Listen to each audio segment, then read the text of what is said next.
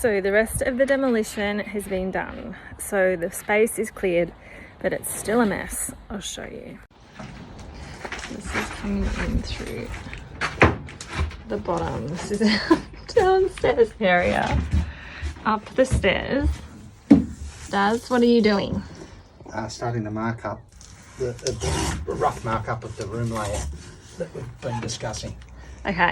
Before we begin, have you got a kind lens on that camera?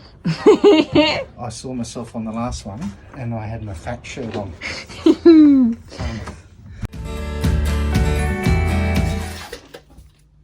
So let's just say that we want a shower and a vanity. Yep. Yeah? Well, shower's 900, you can 820 by 820 or 900 by 900 is a standard shower. Are you putting those before the kids' bunks? Are you putting those between our bedroom and the kids' bunks? I was going to. I was going to put them next to the kitchen, between the kitchen and the bunks. Well, for the purposes of putting the services in, water and hot water and waste services, it makes sense what you're saying. I haven't had a look underneath. This is where the services were, so they could work here. Mind you, the kitchen was just the other side of it, so we're not interrupting that. We're pushing everything further down. You're keen to have the kids' bunks outside the bedroom, aren't you? Just so they're close, so I don't know why. This makes me feel safer or something. It must be a mum thing. Dads would want them in another suburb. Okay, let's mark it out, see what it looks like. Then we discussed the other day was bring the bedroom out to here. As you can see, the bed was raised up to give the headroom in that bottom section downstairs. We can potentially raise the bed up even higher to give us more headroom in that room down there now. So sacrifice height in the bedroom upstairs to get more height downstairs. Only for the bed. We just raise the level of the bed up. Ceiling height doesn't change, but what it means is the ceiling height under here changes. Yeah. Still haven't figured out how these stairs are going to integrate though, given that you've got to walk around the bed. A queen size bed, 1900 to 2 metres in length, which puts us about here, which means that to get to that side of the bed, you're walking past those stairs. So that's what we were talking about yesterday, making a retractable flap.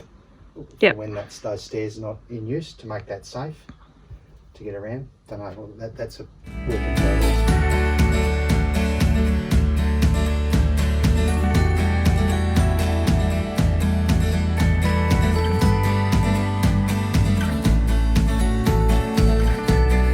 So anyway, that sort of marks the end of the bedroom, which gives us a bloody good sized bedroom. Then we've been discussing the configuration of the bathroom and toilet and the need for the bunks with breakout areas for the kids. Yes.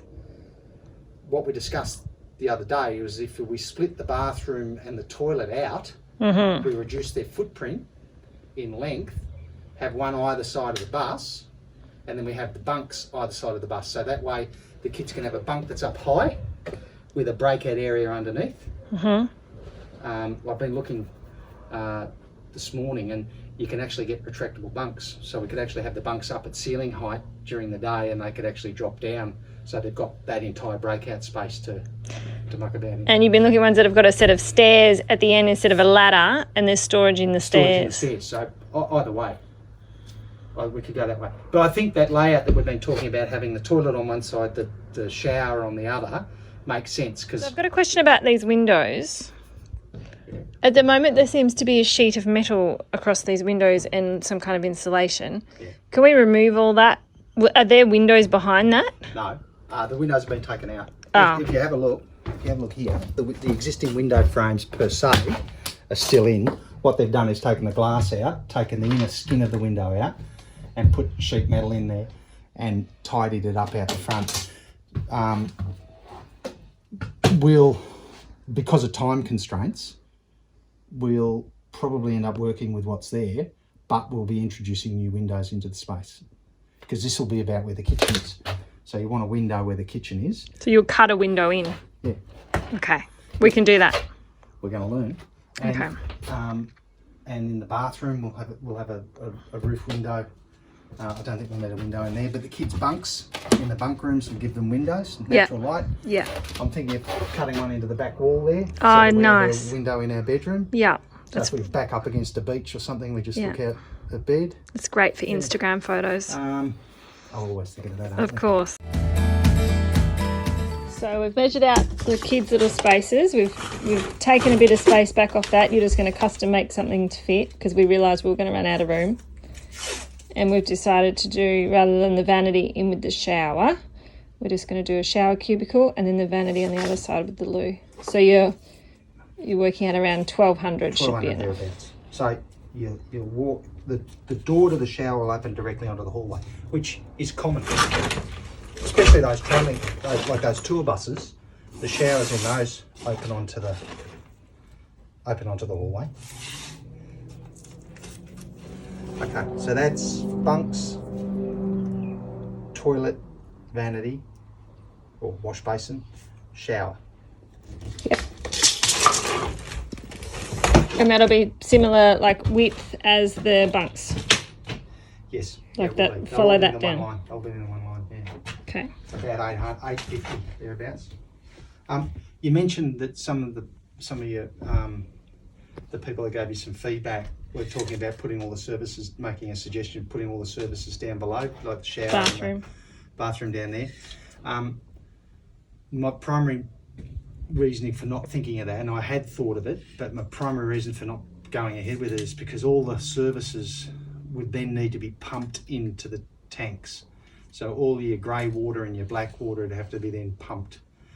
So you're running a 12-volt pump, and if you're off grid, that's going to use power.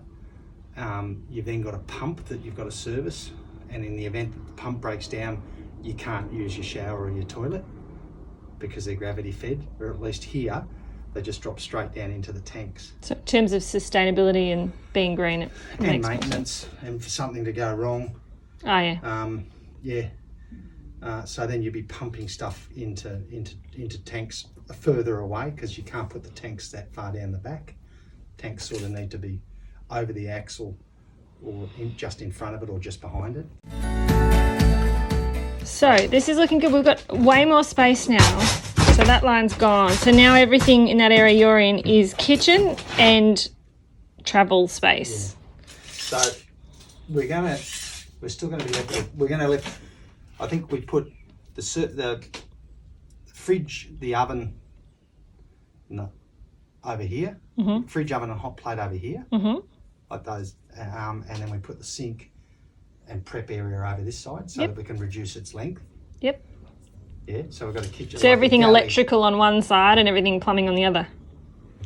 Yeah, yeah. So essentially a galley kitchen. And I'm thinking about 1,800 is about all we can afford.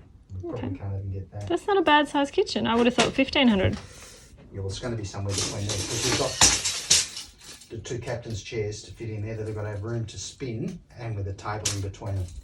So it's probably going to be closer to 15 than 18. Well, what's the width of a fridge plus an oven plus a hot plate? Oh, the oven will be under the hot plate.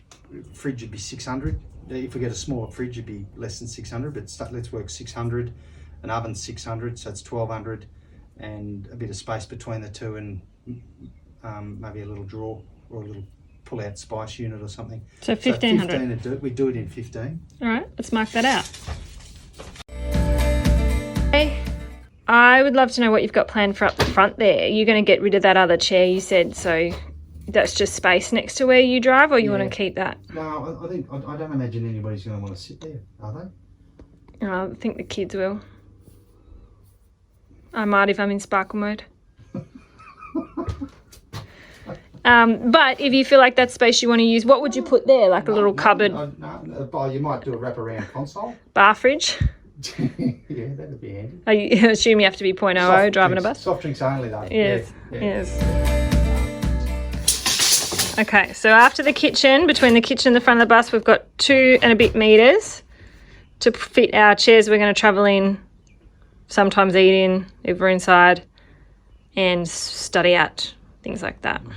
So you're thinking 2 swivel chairs each side with a little table in between, so the 2 kids could sit across from each other, or us two or us and a kid. I've got grand visions of being able to fill the space in between the chairs with a table so that we can all sit at the one table. Yeah. And play games or eat dinner. Yeah. Mind you, we're likely to be outside more often than not. Yeah. But certainly, as far as them being able to do schooling and learning while we're travelling, a table in between.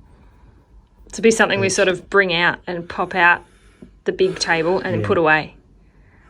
Well, I haven't figured it out yet, but I was hoping that we could have something that folds out and clicks all together and then folds back into like a modular type thing. Okay. That sticks within it, so I haven't it's in there a little bit, but it's not out here yet.